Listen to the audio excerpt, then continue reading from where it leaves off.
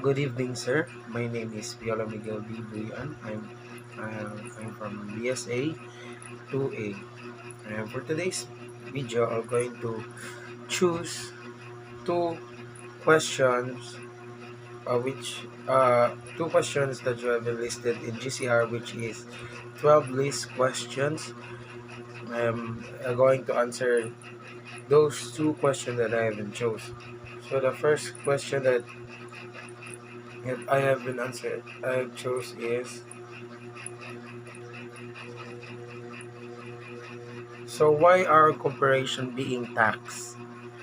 Um, they consider incorporation income tax justified as charge for the privilege doing businesses in the corporate form as a means of covering the cost of public services that especially benefits service or business, and as a way of capturing parts of the profits of large enterprises. So meaningfully, so bakit yung incorporation sinisingil sila ng tax? It's because sa being ang corporation kasi, which is involve yung mga public services, sila yung mga malalaking enterprises, so malalaki din yung kita nila doon. So kaya sinisingil sila ng government ng tax in a way that they have a large enterprises, meaningfully, which is natadamay what involve yung public services. And continuation, sir, the separate taxation of the income of corporation and their shareholders follows the legal principle that corporations and shareholders are distinct entities. Some scholars argue that it accords with economic reality, particularly for large corporations with many shareholders do not participate actively in controlling the enterprise.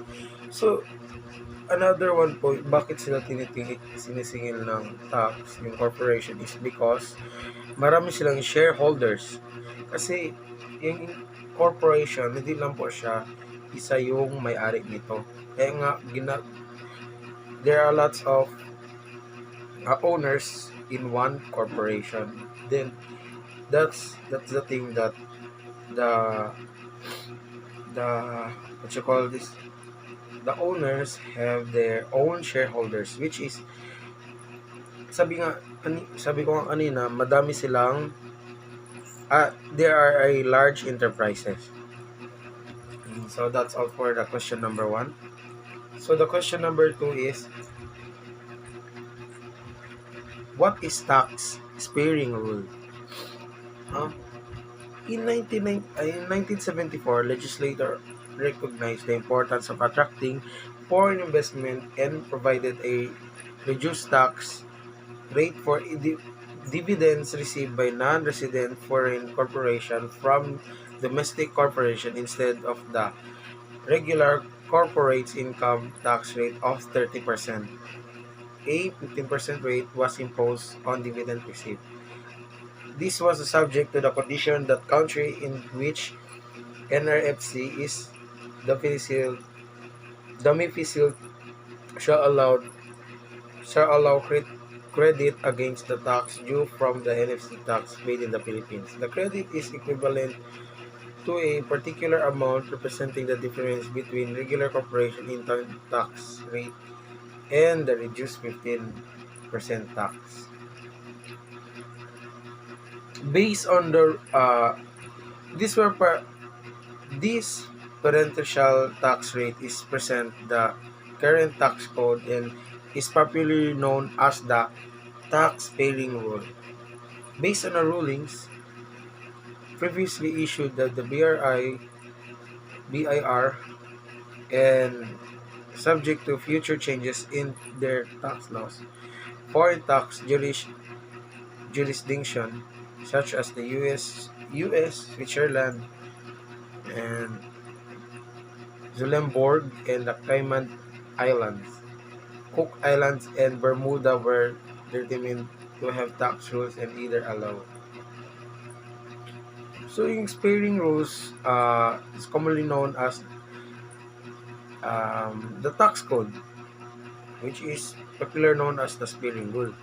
So based on the rulings, ito yung mga future changes ng mga tax law. Dito yung ginagawa yung mga future changes ng mga tax law sa mga iba't ibang lugar, like yung mga islands. Doon po yung mahirap, hindi man mahirap yung buhay. Like malalayo sila ba, like they have their own lives in islands. So doon may plano silang for their future changes. So yun po yung pagkakaintindi ko po sa sparing rules. So that's all, sir. Thank you and God bless, sir.